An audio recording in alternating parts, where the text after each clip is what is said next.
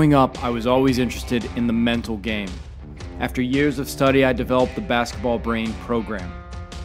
My life is devoted to helping others achieve their greatness. I hope you'll like, subscribe, and if you take a chance with the BasketballBrain program, I promise you your game's going to reach levels that you never thought possible. What's up, guys? Dylan here. What is talent? What is talent?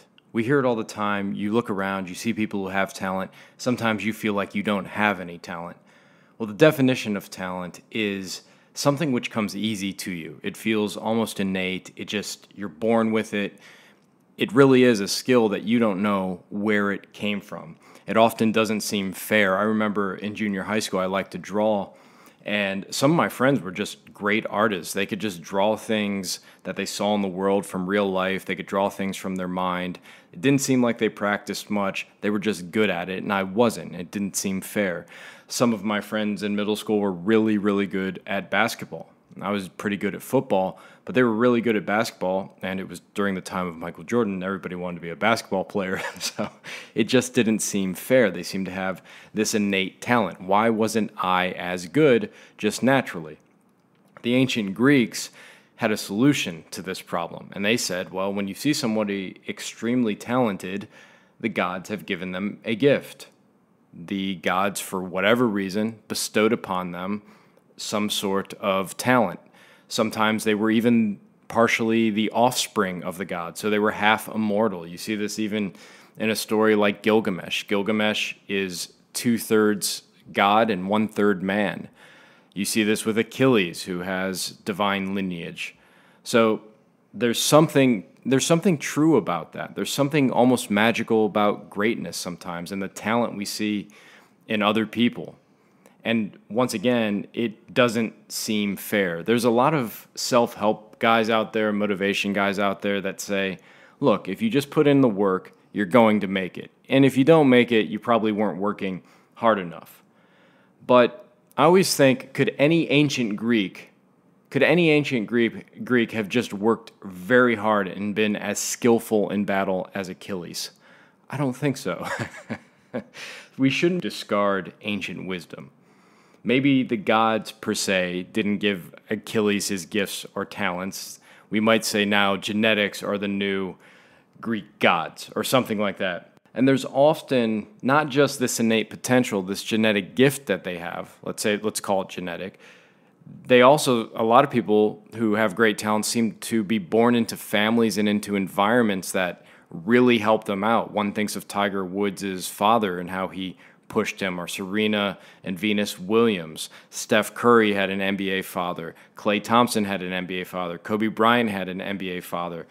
Oscar Wilde, if you know anything about him, his mother was every bit as intellectual and witty as Oscar Wilde and would have these parties where very intelligent people used to come around and banter back and forth, and Wilde just soaked all of this up and was around it from a very young age. So what do you do when somebody has not just innate talent, these genetic gifts, these gifts from the gods, but then is put in an environment which helps to nurture these gifts and these talents? So it comes easy to them, and then they're in an environment that is the perfect environment, the perfect climate for these talents to improve.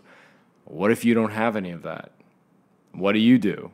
I'm sure a lot of you guys listening feel like that. I know I did a lot of times in my life. I'd look around and say, wow, that guy's not just smart, but if he has a business idea, he can simply call up mom or dad and aunt or uncle and say, hey, I need $100,000 to try this out. So it doesn't seem fair, right? But that's just one part of the story. What if it's not the whole story? What if you don't think you have talent, but you actually do have talent? What if there is no one around to show you the ropes and help you grow and prosper? No one to push you or train you? Well, it's really sad because a lot of people get discouraged and develop a negative self-image or self-concept when they see other people pick up things fast and have a supportive environment around them. A lot of people give up early. Drawing for me, I didn't draw for a long time because I saw my friends and they weren't very good. When I started drawing again, I realized I could actually do it. It took more work to get to a good level, but I could do it. And same with basketball. The same guys who were better than me in 7th and 8th grade, none of them had any college opportunities to play. None of them were looked at by a professional team. It wasn't the NBA, by the way, but it was more like the G League. Still, they didn't have any of those opportunities. But if you had taken a snapshot of us in 7th grade, you would think those kids who showed the talent early there's no way I would be on the same level as them, would be considered as a college athlete later in my life. It just wouldn't have been in the realm of possibility had you just looked at that small sample. So the first thing I want to tell you is this: don't be quick to judge yourself on whether or not you have talent. Delay your judgment or your diagnosis of yourself as to whether or not you are talented. Sometimes talent shows up late. Sometimes talent shows up early, like my friends who were great at basketball, and that's it. Talent maxes out early. There are plants in this world that you bury the seeds and they take years before they sprout and bloom. You have no idea if you're good or not, especially if you're young and listening to this. Here's my advice to you. Wait until you've worked at least 3 years extremely hard on whatever it is you love to decide whether or not you have a talent for it.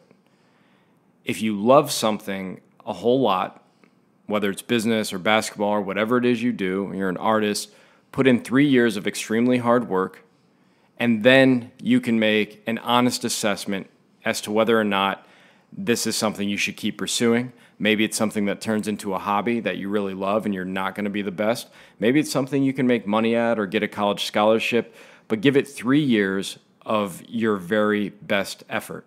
Again, sometimes seeds take a while to sprout.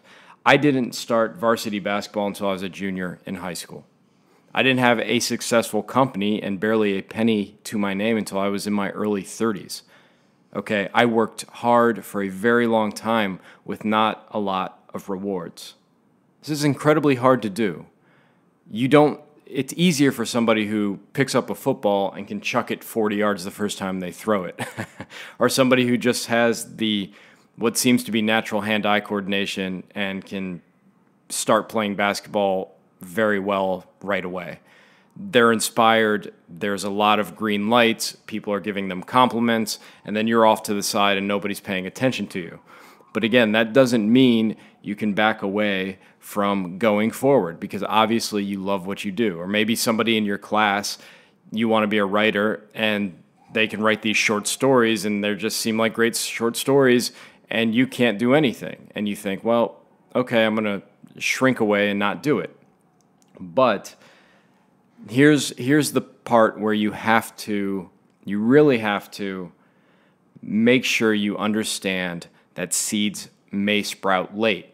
And the real challenge is this.